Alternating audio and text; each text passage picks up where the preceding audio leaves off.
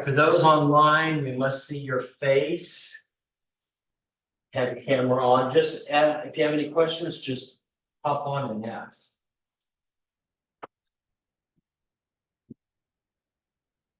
All right, y'all familiar with TCPA? You familiar with the do not call list? That's a fancy for it. You all have access to it when you signed on. They should have given you the password and the sign-on form. It is our responsibility to check if we're making any cold call that they're not on the do not call list. Yes, They mentioned in the team meeting that they were gonna send around the notice and contact information. A couple of team meetings ago, they never did. okay, that's So something. they should send that out regularly to the agents, including me. 'Cause I All know right, that something agent services, didn't bring anything to make notes on. Okay, I will get with probably Trish. She can send it. piece of paper. Small. If you write it, just hand it to me, I'll take care Oh, of it. You know, Now I have a job. understand that if it's not written down, I'm probably not gonna remember. Okay, so yeah, we are responsible for checking the do not call list. Make a call to someone on the do not call list of, it can be originally just $500, right? There is a lawyer in town who is doing it. The Woodlands, they have a federal suit filed against them last month to the tune of a couple of tens of thousands of dollars for one agent who called, text multiple times in 1 month. And she's on the do not call list To the same person. to the same person. Yep. One time you can probably, so sorry, but you get the wrong person, they're gonna file. And there's basically no defense. If they're on the do not call list, I picked up the phone and called them or text them without written permission or business relationship, you're guilty. And it can go up to 1,500 per call or text message. State of Texas can file also, they have their own. What they can award, and then there's the federal awards also. It can get quite hefty really quick. Gary Keller paid out $7 million for Keller Williams making phone calls. And it is totally the responsibility of the agent, whoever's making the dial. If you're using a dialer and you're supposed to scrub it, you're still responsible if you're the one making the call. Okay, any questions about do not call? So they will be sending it out to us, because I need to get that. Yeah, I'll get her to send out. I have your note. Okay, thank you. Catch back. Okay. Why should anyone use a buyer's agent? What are the benefits you bring to a transaction?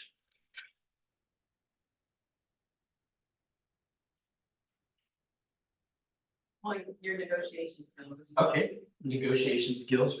What else? And providing industry, understand the old cap of the neighborhood. Okay, I think that's very, very, very good. your market knowledge. Why can't I just use the listing agent? On the same property. Yeah, why can't I just contact the listing agent to show me the property and write out the contract? I'm the buyer. You could, and they would be fine, if not lose their license. We have to use it, I mean, Well, no, if they do it unrepresented. So I'm just a customer.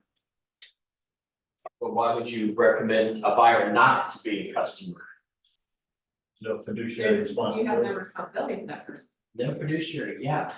Well, as you know, I think we're committed to the seller. Yeah, by law, we have a fiduciary to our client, either the buyer or the seller. So we've got market knowledge. Our fiduciary responsibilities, negotiation skills. In-depth knowledge of the contracts and the forms. The buyer's representation agreement, the listing agreement. What else is in there? The seller's disclosure. Those are all TAR forms. So you have to be an agent to use that. We have forms that protect the buyer that are not promulgated by the state. Those are forms that we get to use as a real estate agent that general public wouldn't have access to. As far as a buyer customer versus a client, we owe everybody honesty. We have to be honest with everyone. We have to disclose material facts. We're going to relay any information that a buyer gives us until we're their fiduciary to the seller. We have to do that as a sub agent to the seller. And until you have the buyer's rep, you represent the seller. We're going to just disclose material facts. No advice regarding the property, only facts. Get the best price. We're always going to be negotiated on behalf of the seller if we're working with a customer. No price counseling, no suggestions regarding financing. We'll prepare an offer, but it's going to be an offer that is in the best benefit of the seller. So option period, 0. That's not in the best interest of the seller. Negotiate on behalf of the seller, attempt to strengthen the seller's negotiation, attempt to solve problems on behalf of the seller, and will not be allowed to show any listings from our brokerage. So if you don't have a buyer's rep, you cannot show any listings to the intermediary. You have to have written permission. As a client, though, they're going to give them honesty, complete loyalty, keep information confidential. Anything they tell us, we're not going to share that with anyone. Give more than just the facts, but also educate the buyer. Do research on that property. Do y'all Google the property before showing it? Just put in the address and Google it. I'm surprised what you can find out. Negotiate the buyers. Give a CMA. If you give a CMA for the customer, it must be the best one for the support the sales price. Refer highly skilled lenders and vendors. We have a lot of agents here who have worked with many different vendors. You can get some pretty good recommendations. Solve problems in the buyer. You can show all properties. How many do we have listed in Houston right now? Oh, hell of a lot. Consider alternative solutions to finding the property that fits the buyer's needs. Detailed explanation of the contract. Additional forms needed to protect their interests. An expert guide to the neighborhoods, expanded search power. So we get to see everything that's coming soon. Or you can take a listing and it doesn't have to be on HAR.com. Now, with clear cooperation, it has to be on the MLS. But that just means the 40,000 agents see it. It's not out to the public. So with our buyer clients, we're going to look for those that they're not going to be able to see. Are you talking about coming soon? I'm talking about coming soon, yeah. I know, but also the ones that are not to the public. Remember on the listing agreement, there's a box you can check, either not to have it publicly marketed or not to have the address marked. We want to do that for a seller. The one. JJ Watt, when he was selling his house, he didn't want the address up there. So they put it on the MLS, and whenever you looked at it, it said contact the agent. We had a client who was divorced, but there was issues with the ex-husband. So she did not want it on HAR.com so everyone could see it. We were able to do that, but still syndicated to all the other agents in the MLS.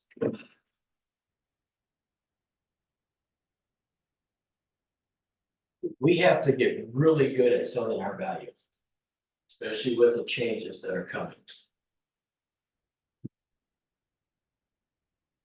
Okay, we're going to talk a little bit about the code of ethics. We're going to look at the checklist that we have here, KW, the guidelines that the broker has to abide by. We're going to look at the buyer tenant representation agreement and what must be disclosed in writing when you're dealing with a specialty. Buyer's disclosure notices and general information. And we'll talk about amendments and being specific in document.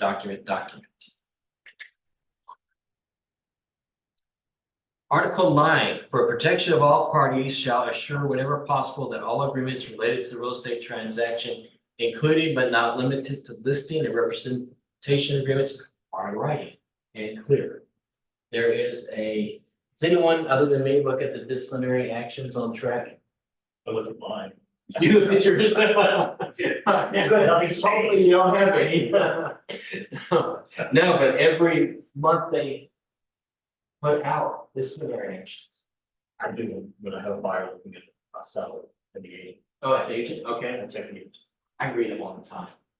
There's one in here where they were fined because the contract wasn't legible. Yeah, even to that point, it has to be in writing. We'll talk about that a little bit. Standard practice 9.2, realtor shall make reasonable efforts to explain the nature and disclose the specific terms of the contractual relationship between established prior to being agreed upon. So you can't just send the buyer's rep and say, read it, sign it. If you have any questions, call me. You're not supposed to do that with any form because Trek says we have to educate. So just sending them a form and saying, read this and sign it doesn't. The IABS, you have to explain it.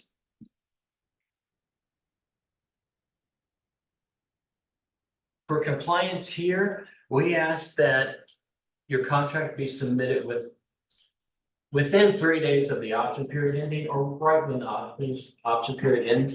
So you've probably done your changes and amendments before that, but it also gives us chance to review it before the day before closing.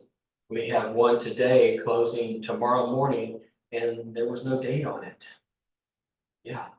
There was one I reviewed this week. The legal description was totally wrong. It was not even the same subdivision. So if title was doing their job, we're selling the wrong house. Oh. Yeah. So submitting it for review before, day before closing, you can make changes. Everything goes into command for compliance. All substantial communications must be in writing and must be maintained by the broker. When you're looking at these disciplinary actions, there's a bunch on there saying that the agent failed to provide information requested by Trek. Now, we're supposed to keep everything for a minimum of 4 years.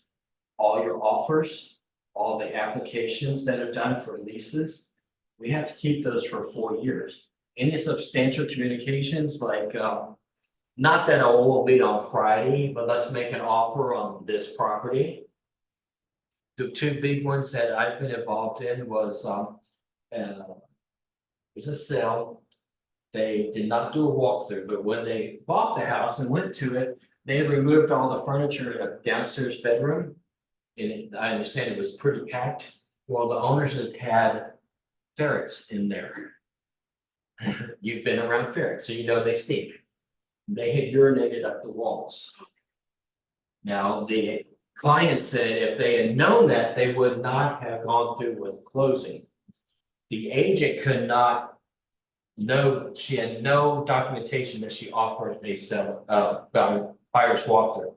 Cost her $7,000. She had to remove the carpet, treat the floors, remove the sheetrock, treat the studs, and then have everything redone. We had another one where we get a lawsuit. And the buyer is saying that there was a leak in the house and it's been there since before he did the contract. So he was suing everybody. We were able to pull out the buyer's walkthrough that he signed saying everything was fine. It's important to have the documentation. How do you document texts? You can download them. There's app that Brandon has that you can download off for, or just do a screenshot, put it onto a PDF and upload it. Where do we keep all of those? You can keep it in DocLink or DocuSign, the one that's the offices, or you can put it in compliance in command, just do an extra folder, additional folder for it. Oh, communications. Communications, yep. The one with the most documentation usually wins. Yes, and there's one we're involved in where the other agent had text messages from us that we did not have. They had kept it. That kind of can bite you in the butt. All right, geographical competency. Trex says that we're licensed to sell property in the state of Texas. But they put it on the broker to know that you have geographical competency in that area. How many of y'all know anything about the Amarillo? No. How about where the intercoastal waterway is? Not enough to sell there, but I know where it is. You know where it is? It's near the water. It's near the. No, I'm sorry. That's good. Does anyone else know where it is? Then you're not confident to sell on the island of Galveston. None of those property, because the the Gulf Intercoastal Waterway runs between the mainland and the island. And by law, we have to disclose that. That's part of being geographically competent. There was an agent last year, not at our brokerage, but I saw it on one of these. Took a client to College Station, was not competent in that area. After they sold the after they bought the property, they found out that the highway was being expanded from 2 lanes to 4 lanes, which would go right up to their property line. Well, they did not want to live on a busy street like that. They sued the agent, they sued the brokerage. And the agent said, well, I didn't know anything about that. It had been public hearings for 5 years. They are responsible for knowing that information. He was fined $7,000. The brokerage was fined $2,000 or $3,000. Plus, he's open to being sued civilly for that property. Got to be geographically competent to sell in any other area.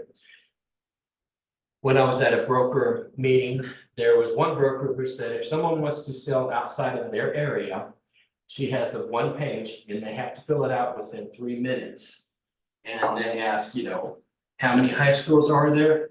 What are the local title companies with the name and address of it? And one broker said he asked where the Dairy Queen is. You're in Texas, there's a Dairy Queen in every city.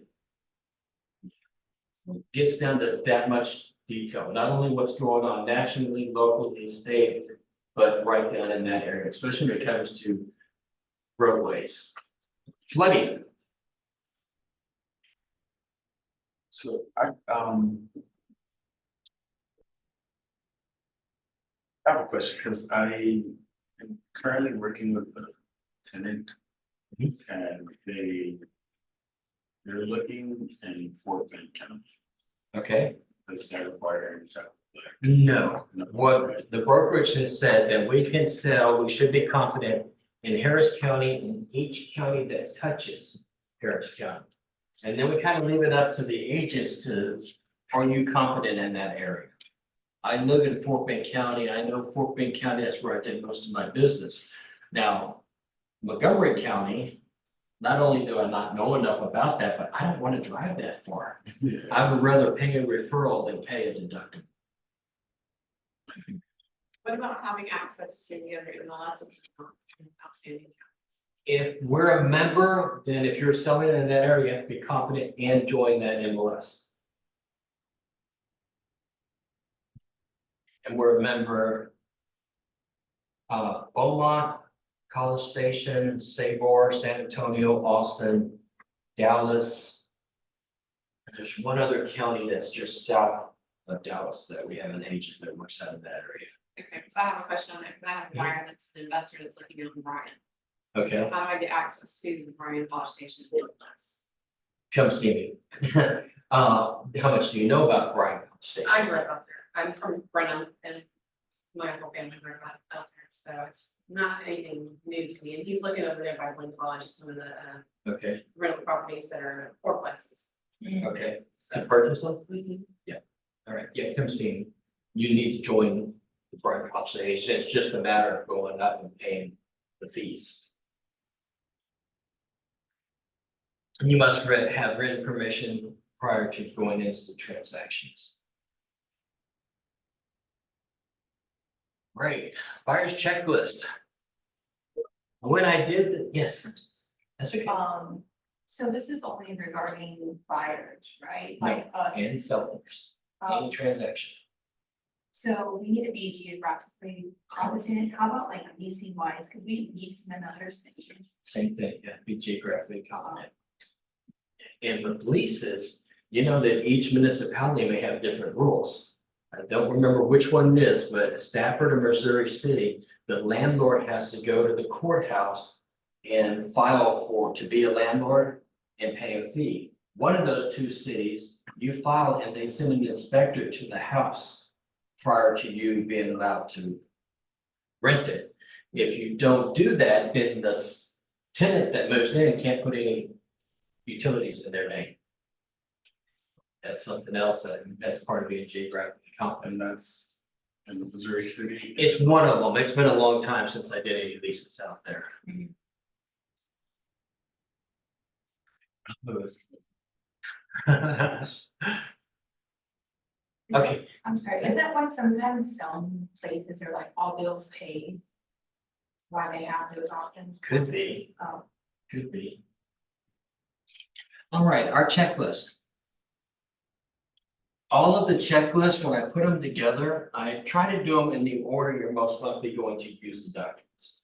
So the very first document on all of them is going to be the IABS. I will also put the TREC number and the latest edition of it, if there is if it's only a TAR form, it'll have the TAR form number. So the next one's gonna be the buyer's disclosure, notice and general information. This is the KW form. We put this one together and got rid of 5 other forms. So it's all that information that you need to be disclosing. And it's an easy way to remember what they all are as you go over it.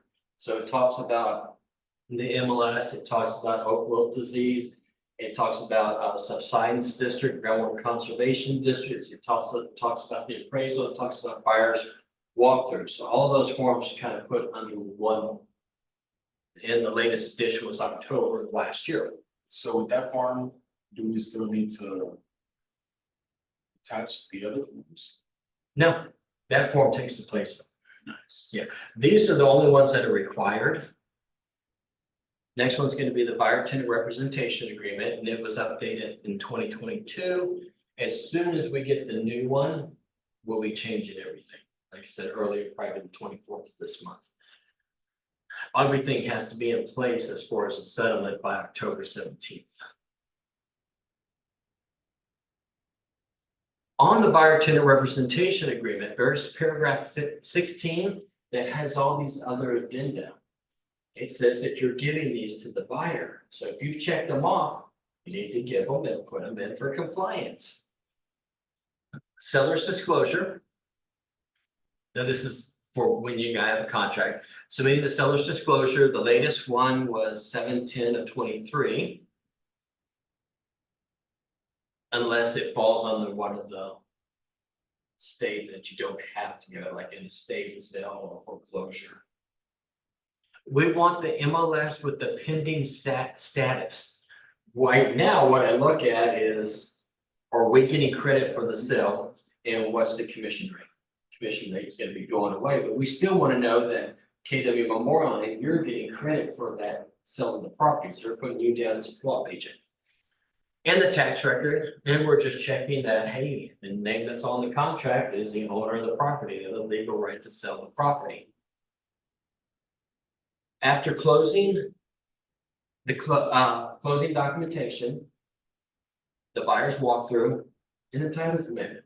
Just upload all of those, and then you have one place you can go to. When you're saving things on your computer, there's federal laws that if my computer is stolen and I have your information on it, I have to let you know in writing, and I have to pay for credit monitoring for a year. I'd rather put it all on here or use it on Dotloop or DocuSign. Any questions about the checklist? I think you should go over that. When we first started many years ago, we used to keep financial information, we used to keep lease applications. with You all have to keep these applications. Social security, on our Oh. home computers, Yeah, no. not uploading them until you got, loop and command. That's a no-no. Once you upload it, then you Get rid of it, yeah.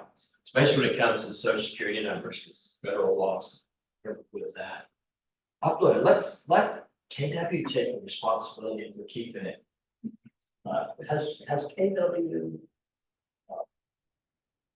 Has Doc Loop and command ever been reached? Not to my knowledge. Yeah, I don't see anything about that. Yeah. We've been using Dotloop for. And you, minimum 10 years, right? Just curious.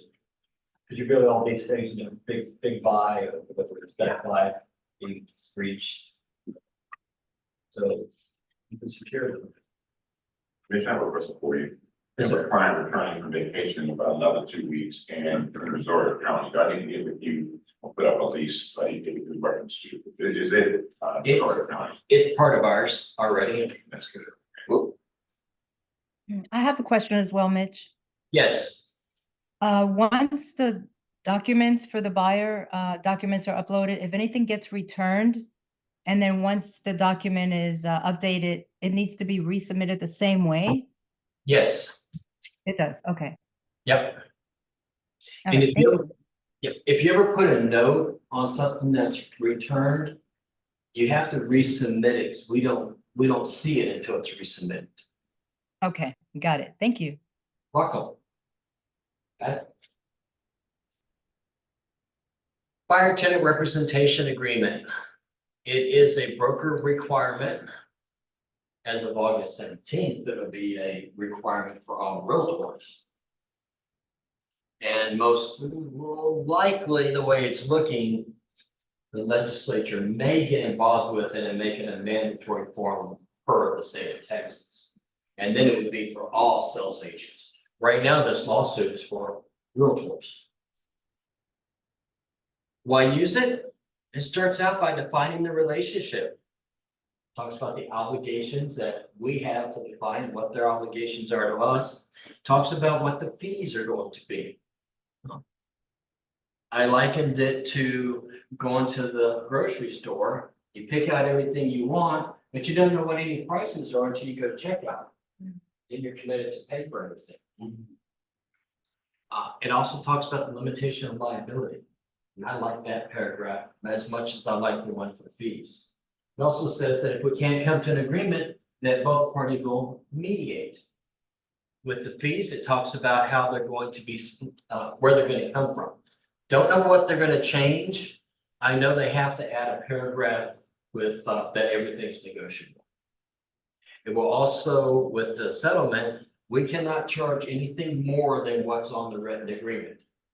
If you have 2.5% and they're offering 4%, we can only collect 2.5%. Or if they're offering a BTSA. Now, it does say a written agreement. We could always do an amendment to the buyer's representation agreement to get those fees. You know, like, look, I ran into a situation where it was listed on MLS at 3%. By the time all the documents were done, the agent that was selling the property had relisted it as a buyer's compensation 2%. And I'm looking at it, finally we're getting to the closing, and something's wrong, so you can go back, get changes, get a, them to print out the MLS listing at the time that you sign it. And the agent apologized, made up the difference, but that's something. That's another reason why we require the MLS to be uploaded, so we have that. And upload it when you are the procuring cause.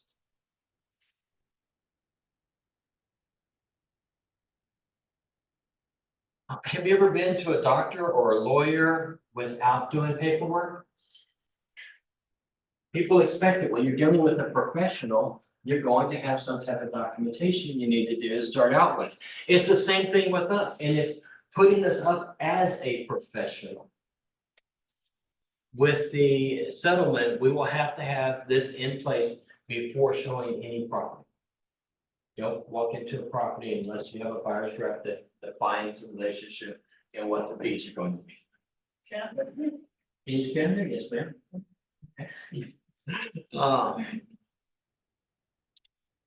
If we do not have a buyer's representation agreement, we can't sue for compensation.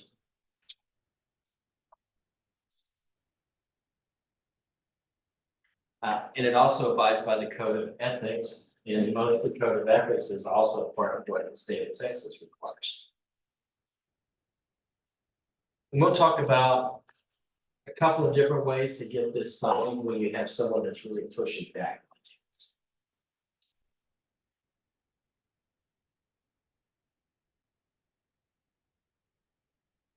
Office policy.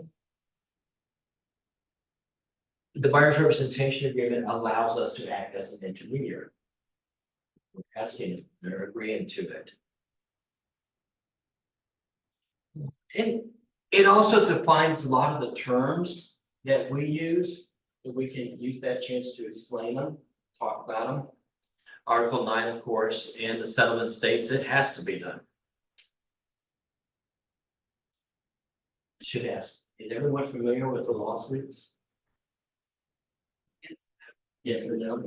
It started out in Missouri where sellers were saying that they did not have an option of what they're going to pay out to the other agent. And because of that, it raised the price of their homes. And because of that, and everyone was charging the same percentage, it was antitrust. Now, we know that's not true. It's always been negotiable. In our contracts, it's very negotiable. It's right on there. And anyway, it went to court, went to a jury, and the jury agreed with them. So they awarded $1 billion. Now, the National Association of Realtors has got this settlement where they're gonna pay out I think it's like 7 million. KW has paid out 7 million. Caldwell Banker is paying out to settle these lawsuits. With the settlement, there's a couple of other lawsuits that have piggybacked onto it. It says that they will all be taken care of. And this only covers members of the MLS Realtors.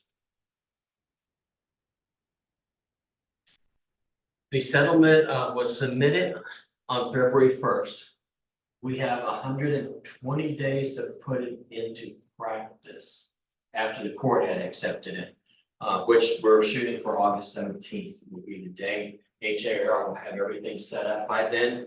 Then it will actually go to the judge for the final approval, but the judge has already written in another case that he accepted the proposal. So we have every indication it's going to be accepted. So who got rich on this? The lawyers. Yeah, The why lawyers. can't we sue the attorneys and say that they shouldn't be getting paid what they should pay? Yeah, but, oh, we gotta find an attorney to sue the attorneys, yeah, Exactly. yeah. Yes. So are you saying the sellers claim they didn't have a choice of how much they were Yes. gonna compensate? Mhm. But how is that possible if they're the ones selling the house and they have an agent and it's in the contract, isn't it, that It is in the state of Texas. I don't know what it is It in was the other started, it was states. more, yeah, Illinois, I don't think they have contracts that you get out to their own. so they basically are selling their homes and they're not knowing how much the agent. Basically, and they said that we just automatically charge things and they didn't have an option, so it raised the price of their homes. Now, you can see on the news, it says because of this, home prices will drop. Y'all are homeowners. Are you gonna drop your price from what the CMA says by 6% because, they paid out to those other people? I don't think so. Yeah, exactly. Yeah, and it also, having it on the MLS, there was transparency. So after this, say, I'm a listing agent and you call me and say, hey, it's a seller offering compensation. Well, I've seen your picture and I'm saying, no. But Philip calls me, says you offer compensation? Yeah. That's No our house, transparency. yeah, So absolutely. is there some issues for fair housing? Maybe? Yeah. Where is the buyer supposed to get their compensation once this goes into effect? Where we're gonna get, but the buyer's agent get their compensation from the buyer. That's gonna be sticky. Yeah. mean, it's always been like that. But we've always been able to negotiate. But yeah, it's gone to the other agent, then Mm-hmm. to the buyer. It was up to the listing agent to negotiate for this buyer's agent. What they're gonna be compensated. That's what's changing. All right, and the VA did a letter last week saying that a veteran would be able to pay compensation to a buyer's agent. Oh. That's a nice change. And there's talk about how if it's gonna be able to be rolled into the loan, still waiting. There's a lot of things that are still up in the air. Okay, so the buyer's representation agreement. Paragraph 1, who are the parties to the transaction? These are trick questions. The buyers and who else? And On the Keller road. Williams Memorial. In Keller Williams Memorial, yeah, the buyers and the brokerage. Yeah. Now, because of this, we have a little bit more leeway on making changes, because we are a party to this agreement. With the client's name, use their full name, whatever is on the document they're gonna use at closing. Be careful. Oh, I did a contracts challenge a couple of months ago, I used myself. And everybody got it wrong. Because they said Mitch. They said Mitch on the contract, but my legal name is Mitchell W. Rainey Jr. I wanna have that on the transaction. Their full name, yes. You know, on the IABS form, Mhm. does it say your name on there? Yes. Does it say Mitchell? No, it says Mitch, but I have, with Trek, you can use a derivative of your name, common, so you. You could do Phil. So that's easy to get back to. All right, so the full name and contact information. As much as you can give us. At least telephone number and email address. There's been times when we've had to get a hold of buyers, and we don't know how to do it. Unfortunately, we had an agent who suddenly passed away. It's totally unexpected. We need to get a hold of all of our clients, and this is how we have their contact information. And then Keller Williams Memorial, our address, our telephone number. Then, paragraph 2, client grants broker the exclusive right to act as a client's real estate agreement for the purpose of acquiring property in the market area. Smith? 3 definitions. Acquire means to purchase or lease. Closing is when it's paid for. Title changes hand.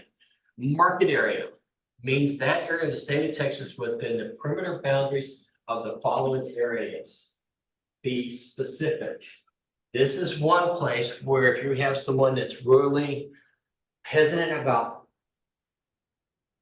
plot signing, you could put 123 Main Street on there.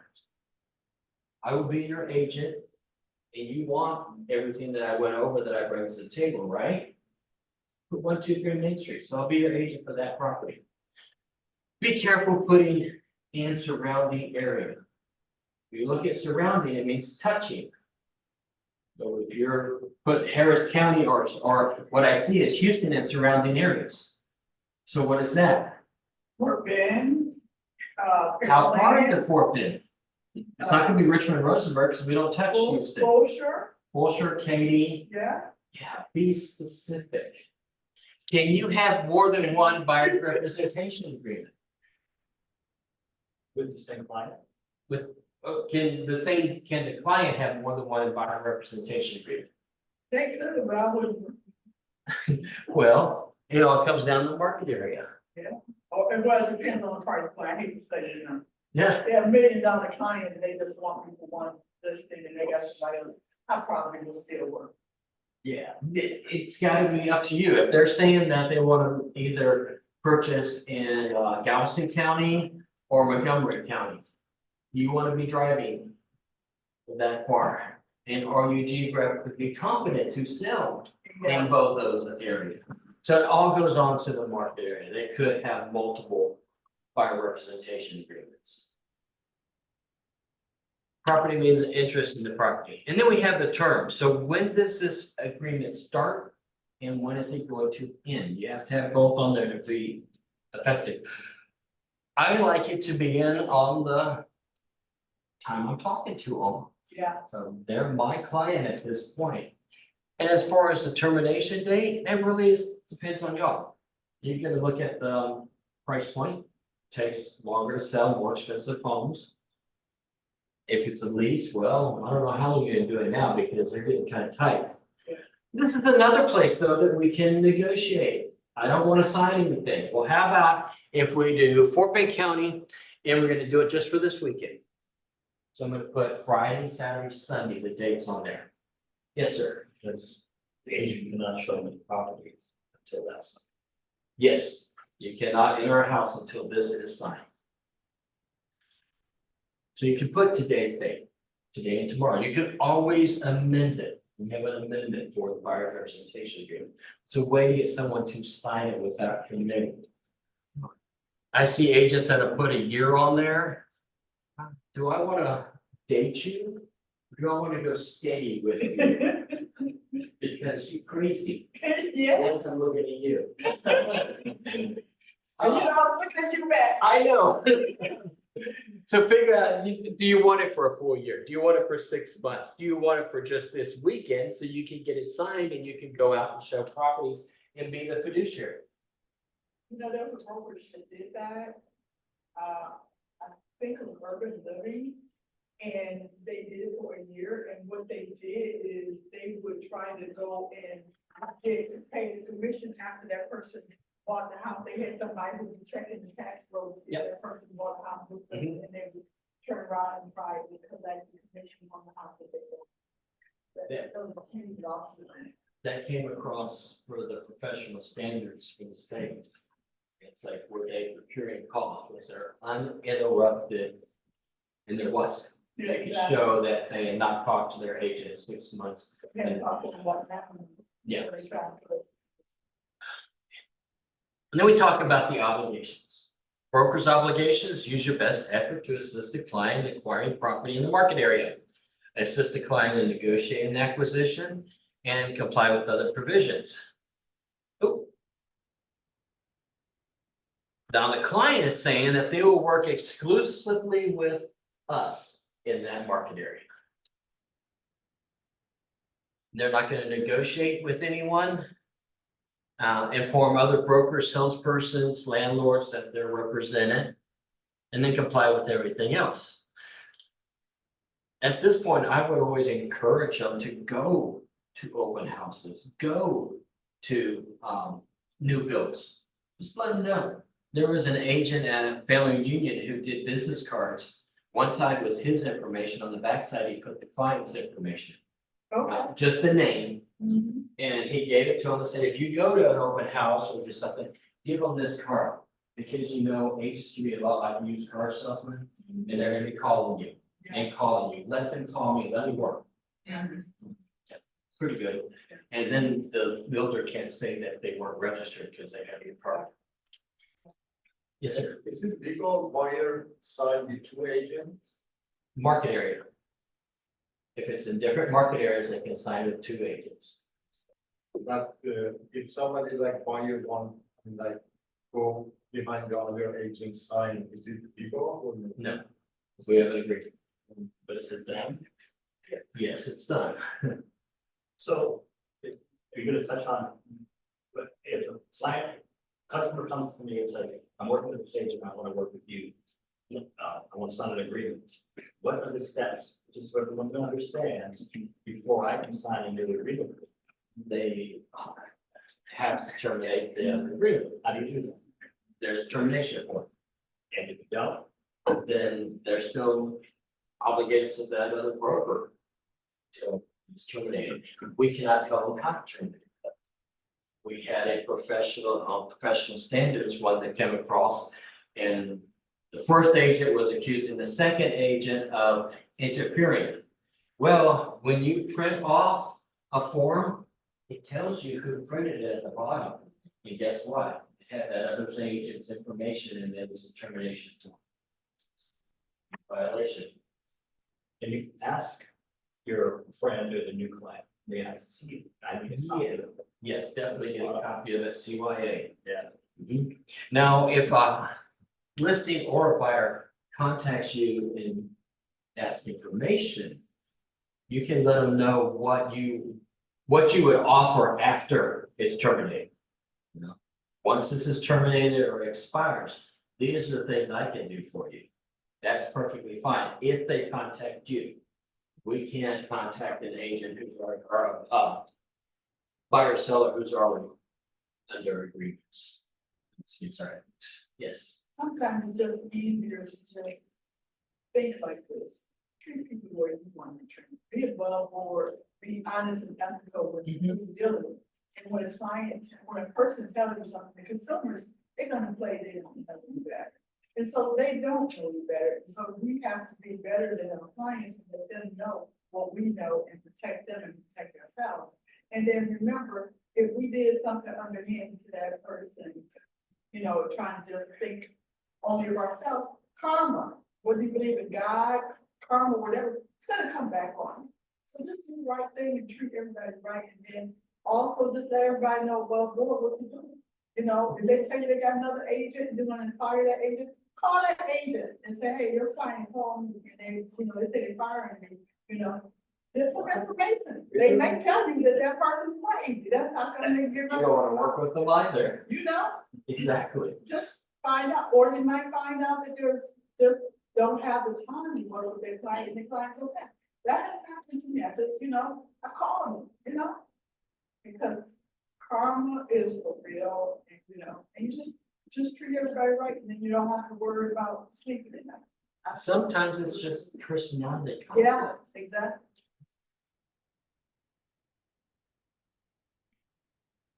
Okay, Sorry. that's okay, that's fine.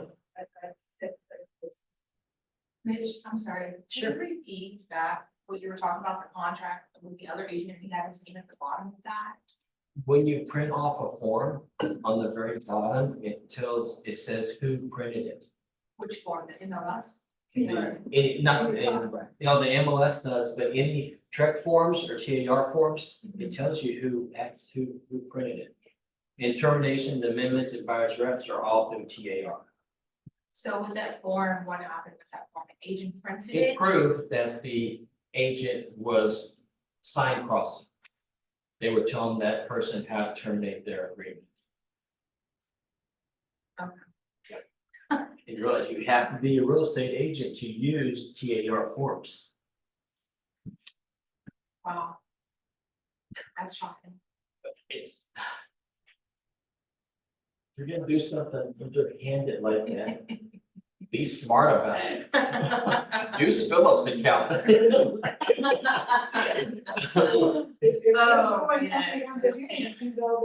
And sometimes it's no big deal. If you wanna go with someone else, thank you. We've had it a couple of times though, where there hasn't been a reason.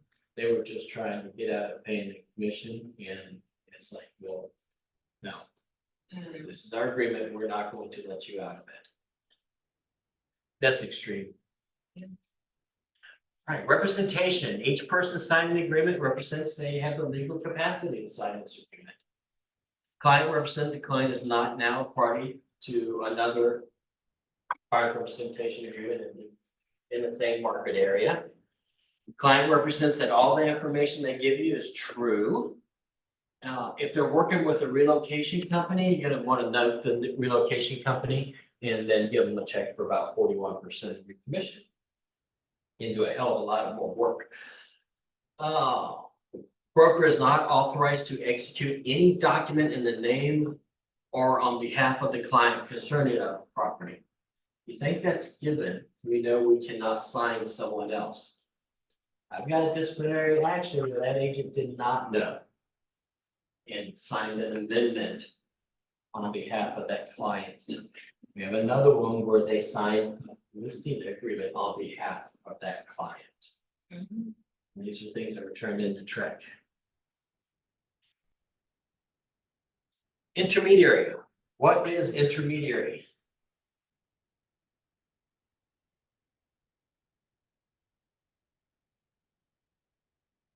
Anybody online? If there's any problem, they can put you the. That's why you have an agent or same people from the same brokerage. It's when the broker has a signed listing agreement and a signed buyer's representation agreement. If they're going to make an offer on one of the properties, it's intermediary at that point. So that means the broker cannot give any advice to either side. And there's 3 forms, actually 4 forms that talk about intermediary, and you have to have all 4 of them or 3 of the 4 to go into intermediary. You know what the forms are?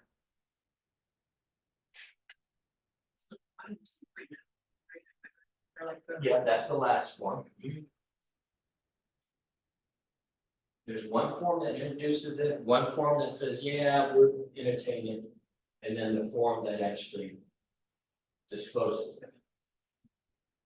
What's the very first form that we give somebody? IABS. Intermediary is described on the IABS. Then we have the buyer's representation agreement, paragraph 8, and the listing agreement that says, yeah, so we kind of introduced it with the IABS. Here we're saying what it is and will you entertain intermediary if it comes up. And then the last form is the disclosure, who's going to represent the will or will not sign. It's important to know this information cold so that you can explain it to your clients. And again, you said at the beginning, don't just hand them this, because that's complicated, even for agents to understand. It's You're just hand it to them and they'll sign it because they trust you. Come back and want you, but You never told me about this. that's in the contract. Joe, pressure. Did you explain it to them? Did you? So with intermediary. Breaks it all down. If it has a listing that's with Keller Williams Memorial, only Memorial. And you want to make an offer, it's going to be intermediary. That means the broker cannot give advice to either side. That means us. That means us. Yeah. I can't give advice. Confidential information will not be disclosed. I can't tell that seller that I know they've got plenty of money, they can buy this house at 10 grand. Or no intermediary status. If they check no, you can't show any property that's listed by Keller Williams Memorial. A lot of times when you get here, if they have. Once you explain it, they're still kind of iffy. And we have 600 and some listings right now. Do you want to be able to see those properties? Most times you're gonna get a yes.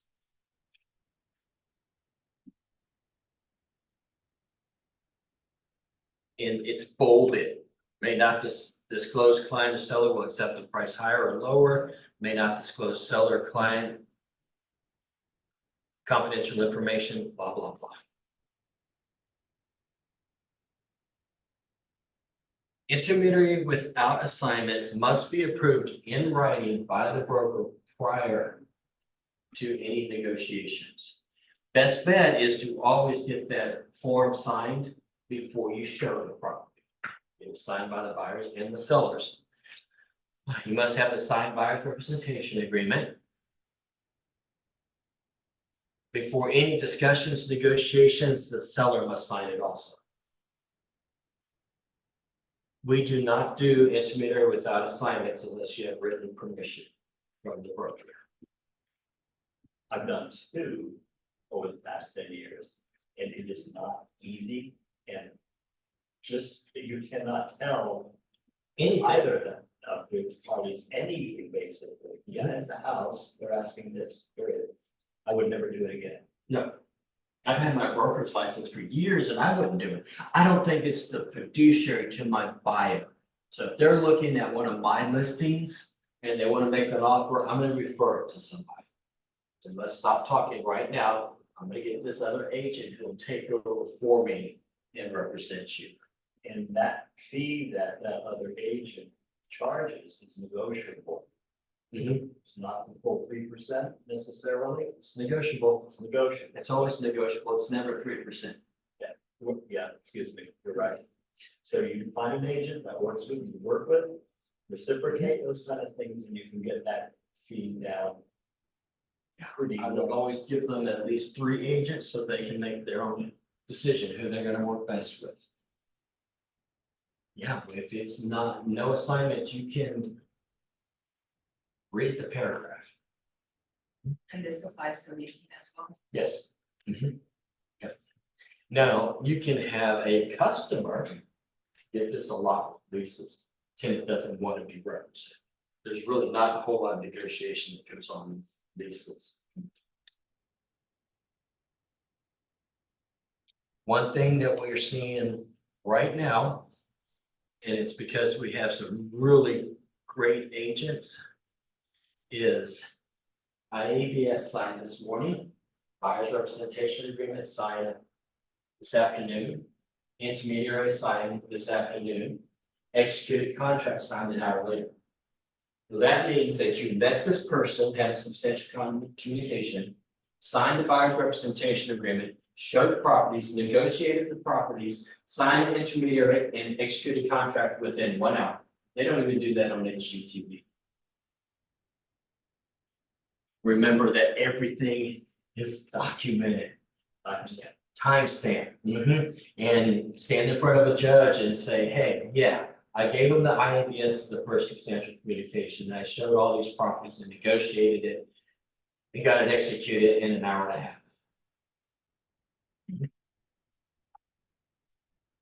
See what they say. Stop. All right, paragraph 9 talks about competing clients. Now, we are buyer's agents, so you may have 2 or 3 clients that want to see the same property. You're not going to give them any information, any confidential information from that other one. It gets really tricky when 2 people want to make an offer on the same property. You know, it would almost be better for you to get someone else to step in for one of those 2 clients. But it's happened. There's another one, disciplinary action, where that happened. And on top of not disclosing it, they didn't disclose that they were the owner of the company that was making the second offer under their name as the agent. Chuck didn't take kindly to that one. Confidential information, anything they tell you is confidential. We do not have a lawyer relationship or a doctor relationship. So there are things that we're asked by a judge, we have to disclose. And that's during the transaction and after the transaction. Now, I've told new agents a lot of times, call the other agent and ask questions and then shut up. Yeah, because you'll find somebody will keep asking, they want to fill the silence. And I remember one listing agent I called and said, hey, let's listen for this now. I can't justify that in my CMA. Oh, I know. It is at least 30,000 overpriced. I've told my sellers that. Blah, blah, blah, blah, blah. Yeah, shut up and listen. I had an agent team that worked down in Sienna Plantation. After the property they've been fired, but they're telling all the agents all the issues with these sellers. They're overpriced their house. They know they're not gonna get that much, they'll take this much. Broker's fees are negotiable. This is probably going to be what's going to be changing. So right now, parties agree that broker will receive commission calculated as follows: X% of the total sales price. Or if it's a lease, X% of monthly rent, or a percentage of all rents paid over a term of the lease. This is not, or never has been, historically any set number. I imagine, on the listing agreement, there's 3 lines there. You can do a percentage, flat fee, and then there's an extra line. I imagine they'll do something like this. There's different models. Nothing says we can't charge a retainer and charge hourly like lawyers do. Or a flat fee. I'll represent you, but my flat fee is X. Bunch of different ways of negotiating for you. There's an agent here who's really looking forward to a retainer and charging hourly. There's also been talk of a scale. Like, this is what I'll do for a buyer at this percentage, or this percentage.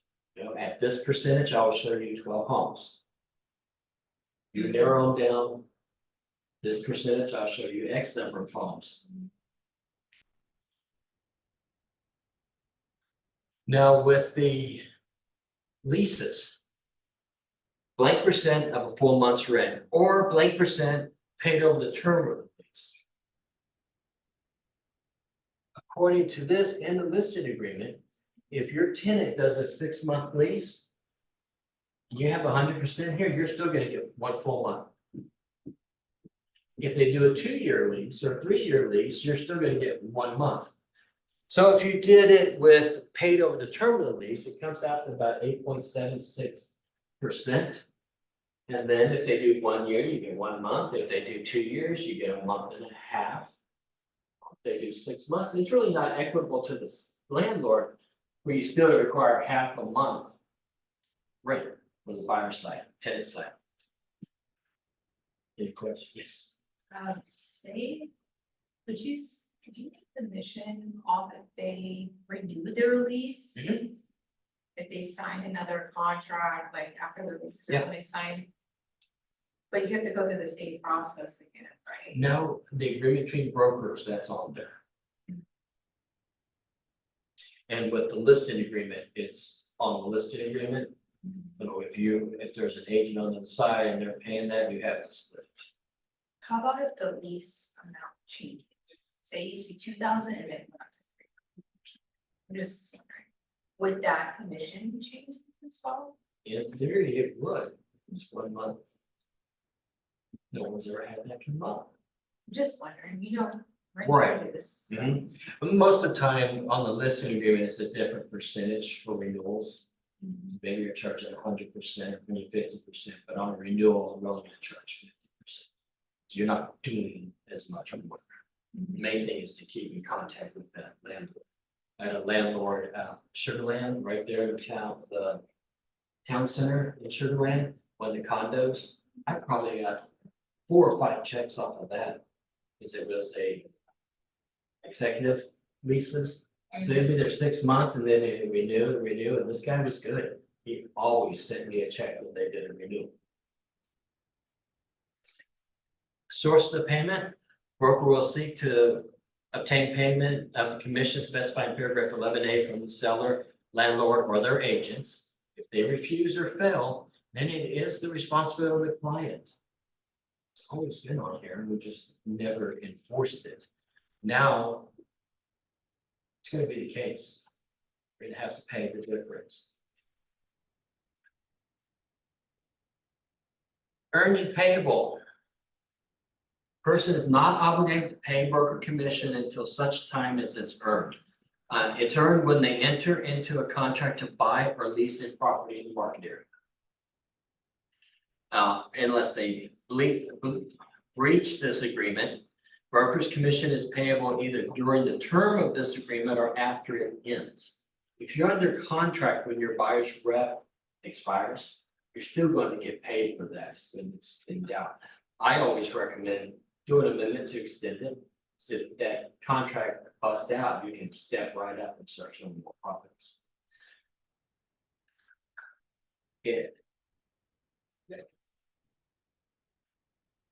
Broker's commission is payable. The closing of the transaction to acquire the property. Client's breach of a contract to buy property in the market area. Or client's breaching his contract. This has come up, me personally. We were probably a couple of weeks out from closing and the husband says, I don't want to buy this house anymore. And he was horrible. He threatened his wife with divorce if she didn't back him. It was the brother of Keller Williams agent in Austin. She even talked to him about it, saying, and we had our lawyers send them a letter stating that you can be held liable to the seller for X, Y, and Z. And as of this time, you owe Keller Williams our total price of commissions. We earned it. He had no way to get out of the contract. Unfortunately, he had a really good agent. The seller had never delivered the HOA information. So we terminated the contract under that. The selling agent was extremely upset. What was nice about it was a year and a half later, when he contacts me and likes the job I did, would I represent them? And I was able to say, no, I will not.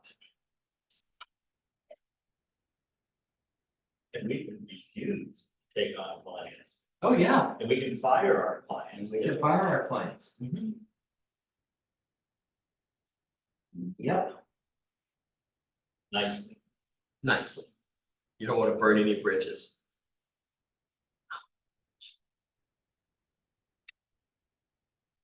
Additional compensation, this is definitely going away.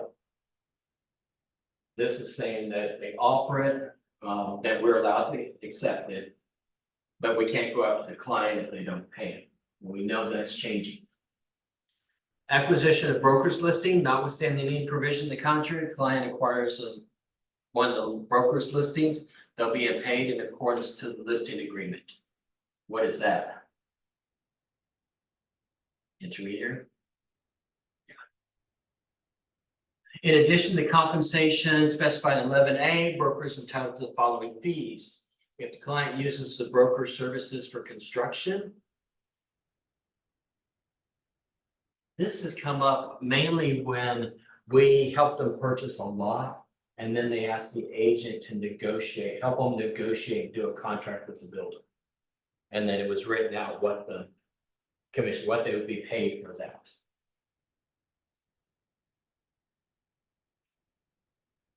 This is saying service providers, sometimes they'll give us a referral fee. That's ours to keep.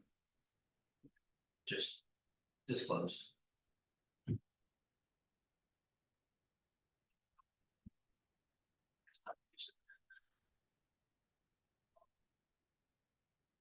Any questions about our fees? Protection period means the time starting the day the agreement ends, and it goes for how long? Honestly, this is more of a deterrent. We have been able to go to the court and get our commission on it, but mainly it's a deterrent. But after it's terminated, you have to give that client a list of all the properties you brought to their attention. If they purchase it, their family member purchase it, then our commission is earned. With this, it means that you're going to have to watch that property for it to close and then see when the DE changes and then go after the client for that money. When it's happened and we've been successful is the client used the same contract that we wrote, exactly the same contract. They had just agreed to wait until they fired or that it expired. And we got a commission on that. H is authorized and entitled to write a checks. Buyer doesn't have to worry about doing it afterwards. Now, that may change also. County amounts payable to broker are always paid in Harris County. It's where the brokerage is located, not where the property is located. And it has stuff to do with also where they can file suits. We want it to be done in our county. And that's the same on any document. Paragraph 12, if we can't come to an agreement, we agree that we'll go to mediation.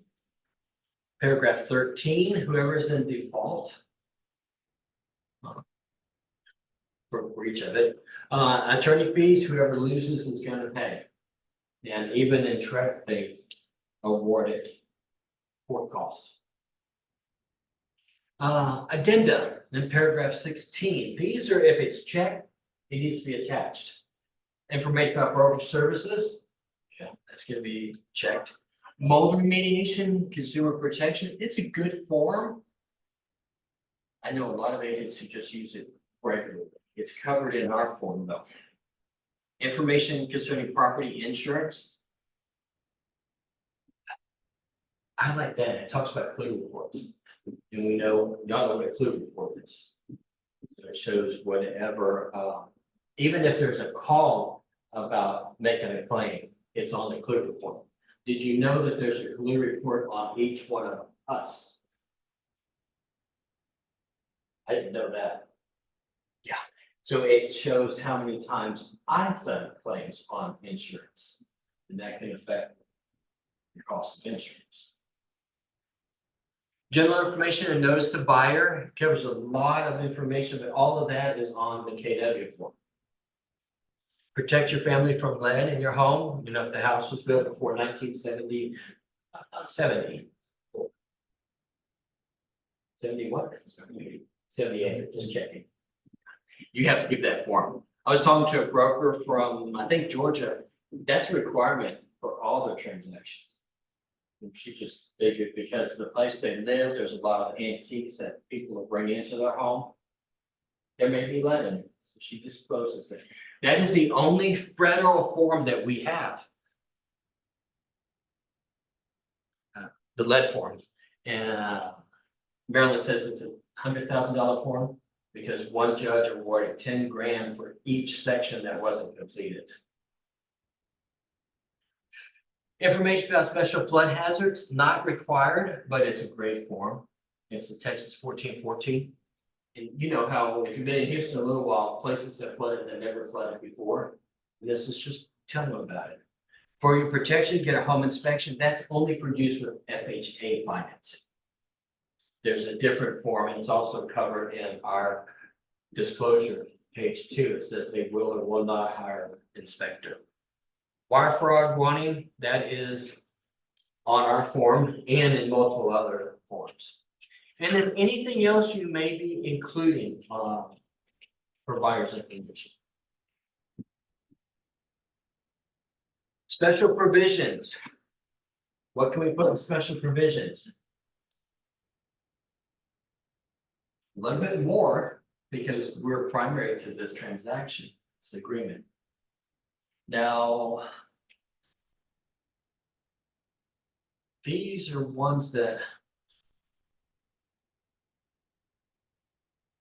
I put in here. When inviting guests to accompany you on showings, you agree to take full liability for their actions. Right now, the liability is only for the people that are on this buyer's record. So I'm letting them know if you want to bring mama and daddy and cousins and aunts and uncles, you're taking liability for them. They do anything, it's on you.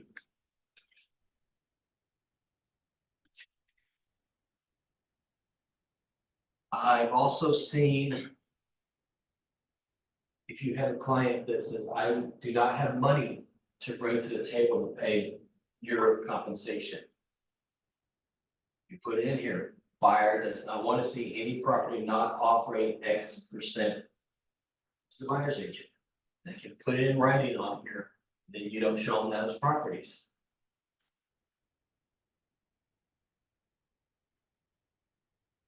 Additional notices. Let's skip a paragraph. Did. I skipped one of my favorites. And it's bold, limitation of liability. Neither broker nor any other broker or their associates, if you're responsible or liable for any person's personal injury or for any loss or damage to any person's property that is not caused by a broker. Client will hold broker, any other broker and their associates harmless from any such injuries or losses. Client will indemnify broker against any claims for injury or damage that client may cause to others or the property. That's why I like this paragraph. If you don't have a buyer's rep and they go out and they step on a rusty nail, they can sue you. But on here, they're saying that that was not caused by the agent. I didn't put it in front of you. They're gonna indemnify us. If they go into the house and they trip and fall and put a hole in the sheetrock, as long as I didn't trip them, they're gonna hold us not liable for that. Doesn't mean you can't be sued, but it looks really good when you hand that to a lawyer and said, this was not caused by us and they already agreed to this. As important for me as what my compensation is gonna be. Additional notices, all commissions are negotiable, not fixed. Been on ours since I had my license, 15 years minimum. We have to abide by the Fair Housing and Code of Ethics, can't discriminate. Broker is not a property inspector, pest inspector, appraiser, surveyor, etc. Clients should seek experts. Doesn't mean that we're not going to point things out. If you walk into a house and there is a, house, Sugarland, Covington Woods, went into it and in the living room, it was like this and you could see the dirt. Was that a foundation issue? I don't know. I'm not a foundation inspector. Most likely, I'm step.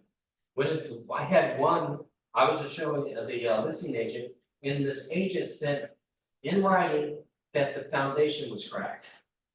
Are you a foundation inspector? No, it was not. We had already had it inspected. But you're still gonna point those out. So if there's a crack starting here and going over there, you're gonna tell your buyer, hey, this could be something going on with the foundation. I really recommend we have that checked if you want to get it off. You haven't checked. They have it checked. We're gonna recommend, no, we don't. We're gonna recommend that the client pays for a foundation inspection. And we're going to document that.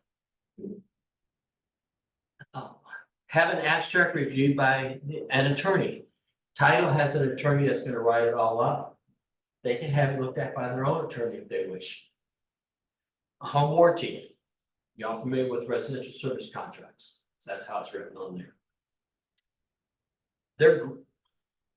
We've used one in our house for years and it's always paid for itself. My feeling is it protects the buyer almost as much as it protects the seller. My water heater is not brand new. If I sell the house today and it breaks down in 2 weeks, who are they probably gonna be looking at that you didn't disclose something? No, it wasn't new, but I provided this. I had a seller who would not sell his home without a home warranty. The buyer did not want one. They're like, we have used them before, they're not worth the money. Bob paid for it out of his pocket at closing. And told him, I don't care if you use it or not, it's available. He was saying that these kids, they were probably in their 20s, moving from downtown Houston to rural property with a septic system. Y'all gonna mess up that septic system in the first year. You may be monitored when viewing homes. That's a given. Just let them know that you're probably being monitored. You don't want to do anything that is going to compromise your position when it comes to negotiating. Disciplinary. So I took a listing. 3 weeks later, the owner tells me, oh, I saw that you had a fella in here. And you eating chips. I don't want chips eaten in my house. Because I have cameras. Huh? Do they monitor the voice also? Yes. 6 signs I put in, it was 2,000 square, 6 signs around the house. You are being monitored and voice recorded. Yeah. Because, man, This one. Finding a fact. On or about December 26, 2023, respondent scheduled a showing of the property located at 9638 Sutton Drive. The owner of the property suspected respondent had engaged in inappropriate activity with the buyer after viewing the property's security cameras in disarray inside the property and notified respondent's broker. Upon inquiry, respondent admitted to engaging in inappropriate activity with the buyer during the showing to their office manager. Jeez, inappropriate behavior in the living room. Let's see, she was fined $2,000 by trash. And you know what the kicker is on this one? I think it's funny, no one else may. The broker she's with is Remax Integrity. Oh, no. yeah, I think that's funny. I think it's funny. Does, I'm sorry, does the homeowner, other than them filing a suit, do they get compensated in any way or form because she had done that? No, not unless they follow suit. I mean, you could go on YouTube, there's one of them agent drinking milk right out of the carton. And putting it back in the refrigerator. Yeah.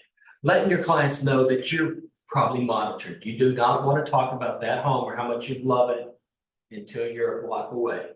Not in the front yard, my ring doorbell picks up things all the way out to the street. And then we talk about wire fraud on here. Signatures. Broker is always going to be Keller Williams Memorial 9000862. Your signature as authorized signature for the broker. Printed name, we don't usually worry about that. And then the client's names and their signature. It is not effective until everyone has signed, buyers and agent. Remember that, especially with your listing agreement. There's a seller who went to closing, and when it came to compensation, he said, I'm not paying you anything. Well, you have to, we sold the house. No, I do not have a listing agreement with you. The agent never signed the listing agreement. They were right, didn't have one, so he did not pay. The agent had to pay the other agent though.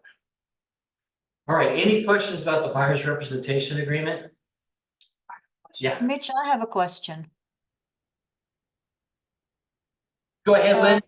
Hi, okay, so who signs, after we do that representation agreement, who signs first? The buyer or me, It doesn't or the matter, agent? It does not matter. doesn't matter now. Oh, okay, so we can basically send it to them having already signed by, for example, by the agent, and then they can sign after that. Yeah, they can, but you're not gonna send it to them without explaining it to them paragraph by paragraph. Yeah, okay. Right, right. And how about for the contract? Same question for the contract. Either side can sign it first. Also, it doesn't matter. Okay. Okay, thank you, Mitch. You're welcome, go ahead.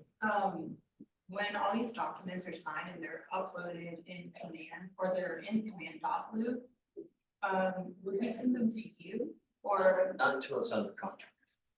Okay, Yeah, your fiduciary forms, you wait till you have a contract. So okay. if you're with coaching, you can send it to your coach to check out the fiduciary forms. Oh, send it to the coach Yeah. first, you Mhm. don't send it to you. No, Oh, okay, I'm just gonna send it back for the contract. okay. All right, specialties, what needs to be disclosed? Foreclosures. There's gonna be no seller's disclosure, it's not required. You're dealing with an entity that knows nothing about the property. You're gonna recommend that they get every single inspection they can. It's not always gonna be the quickest, and it may not also be the best price for foreclosures. Some banks have gotten really savvy and they put money into the property to make it market ready. With foreclosures, just because it says sold as is, which all property in the state of Texas is sold as is, ask. Sometimes the listing agent has been given X dollars to make improvements, but if you don't ask, they can't tell you no. Short sale, so you have a distressed owner. You may have multiple lien holders that are gonna have to approve it. If they can't pay their mortgage, they're probably not paying the regular upkeep on the property. You're gonna be dealing with probably higher emotion. Your buyer needs to be ready for that, so they're gonna wanna get inspections.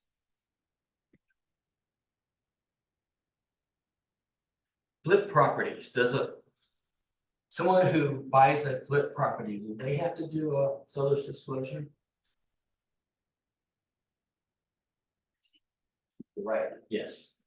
They need to do it completely. I sent one seller's disclosure back for transmittal. Because the investor had put unknown on everything. So I asked the agent, could you show your seller the pictures that you have of the home? Because they're saying they don't know if there's plumbing, and you've got a picture of the kitchen, you got a picture of 2 bathrooms. Our fiduciary is to protect that seller, and leaving it unknown for everything is really not protecting them. With your seller's disclosure, when your buyer initials it and signs it, they're not saying it's correct, they're just saying we received it. It's up to the seller to make sure it's correct. You do want to read it, Make sure everything is filled out correctly. If you have any questions, ask. In section 1, look at your leases, solar panels, security systems, water softeners, and satellite dishes.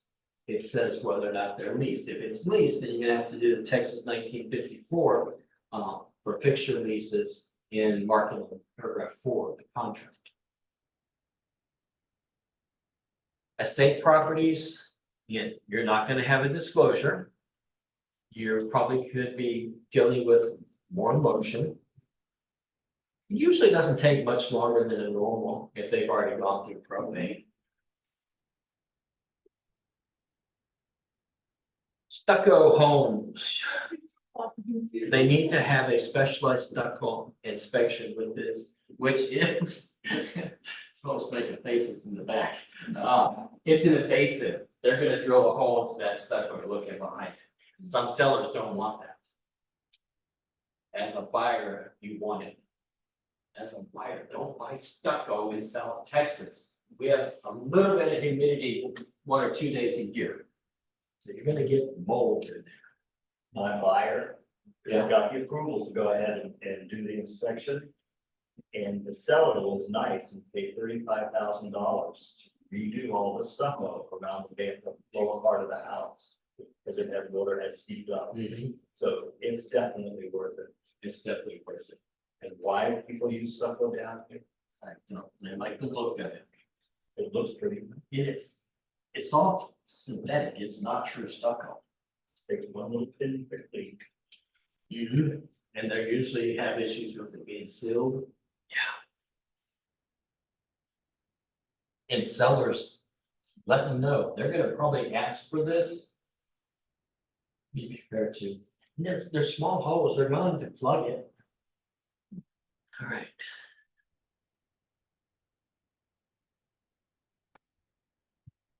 Flooded properties, extensive inspections that are specialized to detect moisture. The contract, the changes that have been proposed for this year, they have it right on there. Is if there's been mold remediation, certificate of mold must be included for the seller. It's being added to the contract.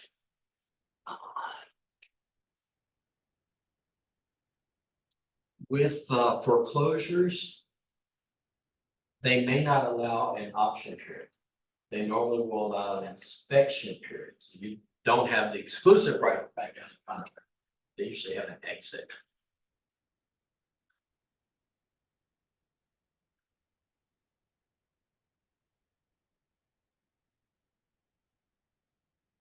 All right, if they're purchasing a property that has a lease, your buyer needs to check with their insurance to make sure that they'll even cover lease homes. If the seller is doing a lease back, the buyer needs to check with their insurance carrier to make sure they will allow that. It could void your home insurance.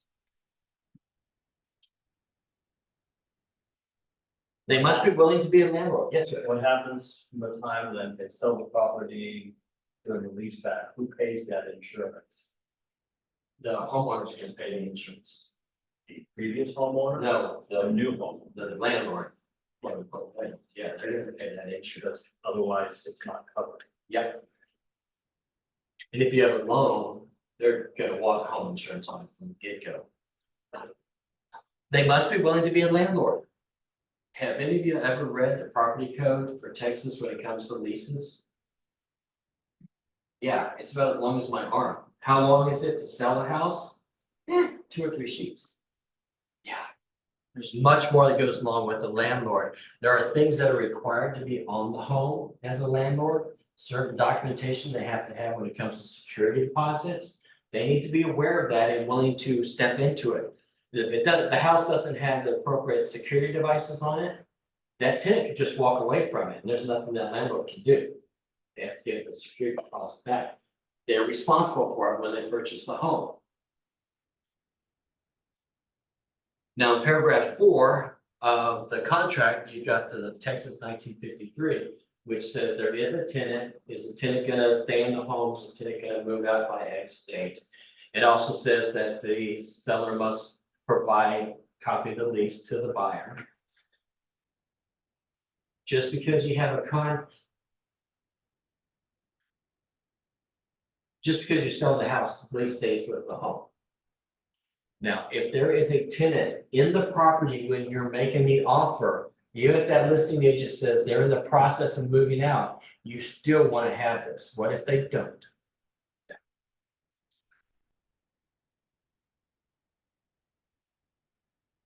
Make sure your buyer does not fund until they have certified funds for the deposit and accountability for that deposit. So as soon as it funds, they're responsible whether or not they ever got it.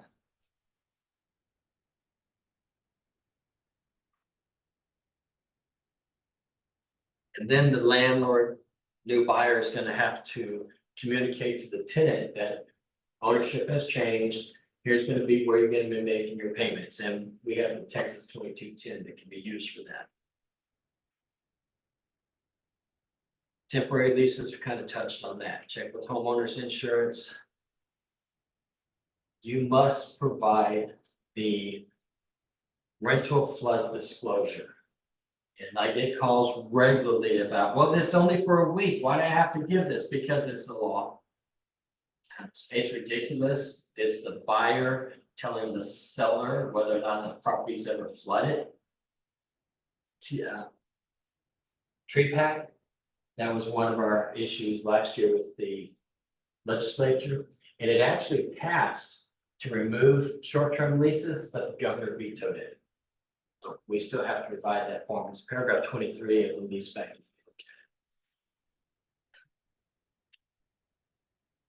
Ask for a deposit. It'll need to be accounted for and returned, but ask for what? Recently, the seller moved out and there was still stuff left on the property. Well, her and her boyfriend had lived there and it's her boyfriend's stuff and they don't talk anymore. And she had moved out, so it was that new homeowner had to pay to have these things removed. And they had not asked for a security deposit or even any rent. They were out. Not so much lately, but when the market was really hot, we had several issues where seller / tenant didn't move out because they didn't get the home they thought they were gonna move into. So all of a sudden, this short-term lease becomes a lease.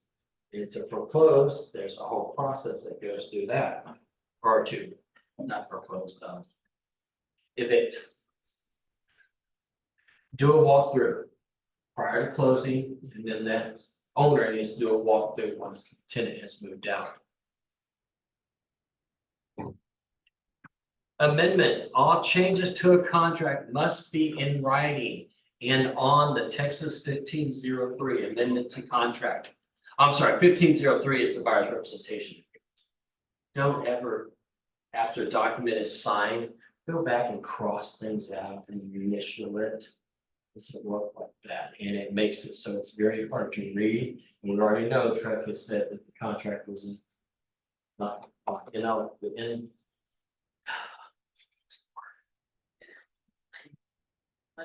That's it, thank you. Use an amendment. When requesting repairs, be specific, clearly ask the seller to. Seller will repair, seller will replace. Seller will have property treated for termites, mold, etc. What does it mean when you have an amendment that says pool will be filled? What? Good question. That's how the memo was written. The sellers filled it with water, had it treated and everything. Buyers did the walkthrough and they're asking, why is the pool still here? We wanted it filled in, they wanted it removed. But the agent had written, pool to be filled. Be specific, there is a disciplinary action for an agent on the non-realty, they weren't specific. And the sellers took items that the buyer thought they were going to keep. We had one recently where the buyers went to the house, refrigerator was on the non-realty. Refrigerator was gone. Refrigerator in the garage was still there. And that listing agent, seller said, You didn't ask which one. We left the refrigerator. We followed the letter of the contract. Be specific. Seller will have the pool filled in with dirt, whatever, however you want to write it. We had one where it said seller will have HVAC inspected. Okay, the inspector went out, they inspected it, it wasn't working. Well. They didn't ask for it to be repaired, they asked for it to be inspected. When you're writing something like, seller will have the home professionally cleaned, what should you also put on that? Not my brother-in-law. That's already in the contract. How about seller will have the home professionally cleaned 24 hours before closing, 24 hours after they move out. So if I execute today, my maid comes this weekend, have I followed the letter of the contract? It's been professionally cleaned. Now, it's just, I'm gonna live in it for another 40 days. That's been an issue we've had. Now, when you say professional training, should we include the company that went? They can if that's what they want. Now, and the seller's gonna agree. Extension of an option period, you must pay for it. If you get up to the last day and they couldn't get anything inspected and they want to extend the option period, the buyer must pay for it at the time the amendment is done. State of Texas has said, option periods goes right back out of contract, has to be paid for. Now, if it's the seller's fault, you still have to pay for it. It is the exclusive right to back out of the contract, then it's all it is. So it doesn't have to extend it. Seller doesn't have to extend it. They risk the buyer walking away, just still. And putting $1, that's really not consideration of a $500,000. Document. TREC requires broker to maintain all disclosures, all commission agreements, buyer's representation agreement. MLS was one of them. I'm sure we'll have other forms now. Substantial communications, we've talked about that. All offers, contracts, and related addenda. Every time you make an offer, we have to keep that. Every time you get an application on a lease, it has to be maintained. And several years ago, we'd have 40 offers on one property. Have to keep all of this. It really protects us with fair housing also. Receipts and disbursements of compensation. Brokerage does that for us with our DAs. Property management contracts, we do not do property management at this brokerage. There are several disciplinary actions based on property management. Agents doing property management without their brokers' permission to do it, and they're not property managers as far as being a broker or having a broker. Appraisals, broker price opinions, and CMAs. We have to keep CMAs. On our disclosure form, it says that a CMA has been done. Make sure it's been done and keep it. With our disclosure, the Keller Williams disclosure, there's dates on that. So if you start on April 1st and you put the CMA on there and then initial it that it was done on that date, well then pretty much means that you were already showing properties. And that's why on our form, we've added 2 initials that can be done once you do the CMA. If you want to give it when you're first meeting with somebody, or if you want to give it at the very beginning, or when you actually find a property. Sponsorship agreements. It's important to have a documented trail. I come from a background in the military and then healthcare. If it's not documented, it did not happen. Be careful of abbreviations when texting. Always follow up with an email. Best way to keep track of your text messages and telephone calls. It establishes that we're both on the same page, we understood each other, and it's easy to keep.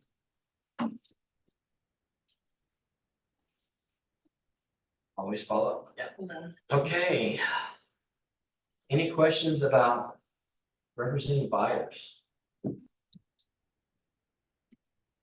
Yes, ma'am. Is this, a format that we can read online, or we have to come to class to read this layout? you have? Oh, you can send me an email and I will share this with you.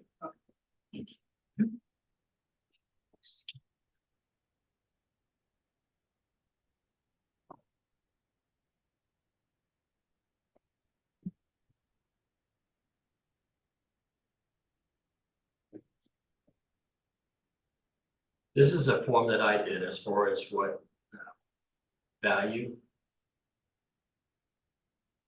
There is a document you can get through NAR that has 171 things an agent does.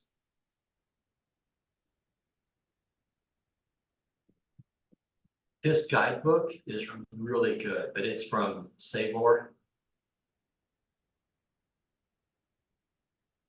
You know where the fault lines are in here in Harris County? You're not geographically competent to sell in Harris County. Did you even know there were one? Down the street from my house, probably. This came up when we actually sold a property that was on the fault line. Yeah, so up here.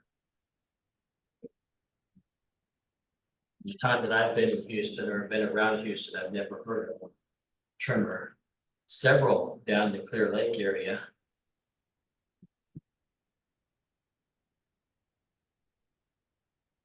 And everyone's familiar with the groundwater conservation districts and subsidence districts. We actually added that to our disclosure form.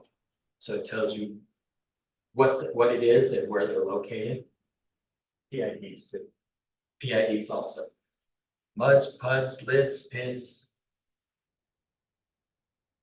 Is that all of them? WCIDs.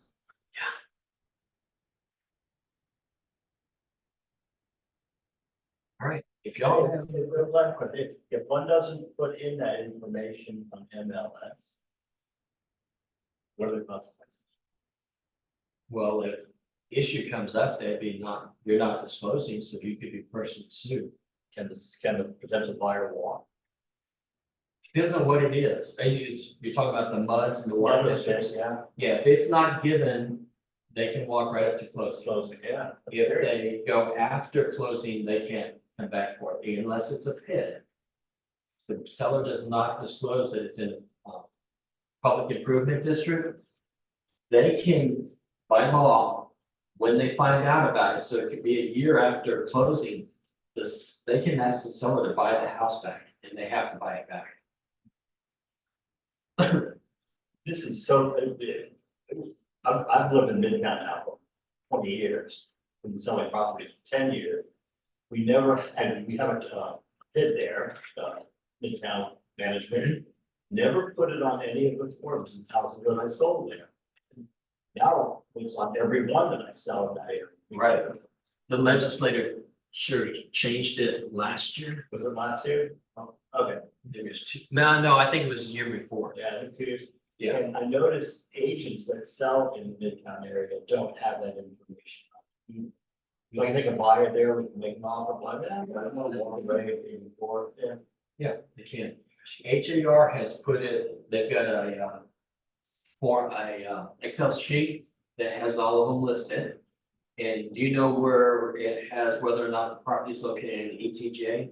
Right below that, it'll list if there's a pit. They've been real diligent about finding out where they are. If you come into one that's not listed, let them know. They'll do the research and add it. ETJs are. Extraterritorial jurisdiction, so they're outside of a municipality. They could be annexed at some point. And that really was what we needed to know when we were doing the HAR 400s, the MUD and disclosures. Yeah, all of that comes from the MUD or the water district itself. All right, any other questions? No?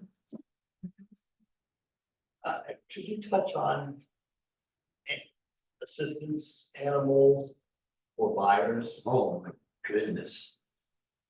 For buyers? Well, this is a buyer's class, but if I have a client that has an assistance and doesn't bring it with them when he's looking at a property, but then do I need to disclose to the seller? Or leases, I'm sorry, the lease. You don't have to disclose. Right, like, Yeah, and tenant, the landlord does not have to make modifications unless they're requested. for the miniature horse that I'm bringing. Miniature horse, yeah, you'd have to have a doctor's order or a medical. Yep. But it also says that it can't be an undue financial burden to that landlord. So if you have hardwood floors and they have a horse, could that be right? So he could, Is, yeah, is that in the contract, undue burden? No, it says it in the statute. So if, I guess we would, I'm just saying, like, if there is a tenant that wants to bring a horse, we would have to show them that statute. If they're requesting, they'll show me where it says, because this is my service now. Right, they have to, you can ask for documentation, and it has to come from a medical provider. And someone who has direct knowledge of that, so they can't just go online and get one. Because a lot of people do go online. That's changed, and they've upped the fine for it to 10,000. So if you're falsely claiming you have a service animal. And a medical provider can be a doctor, it can even be a support group. is that all documented from 2022 or something? Where the landlord can request that information, has to go through the, that has to be officially requested on that form. That form's still around. I'm not sure, I'd have to look at it. But we have the information about his assistance animals, which is a great form to use when you're taking a listing for lease. Yeah. Okay, maybe that's the one. All right. Appreciate your time. Thank you. You. Then everyone's.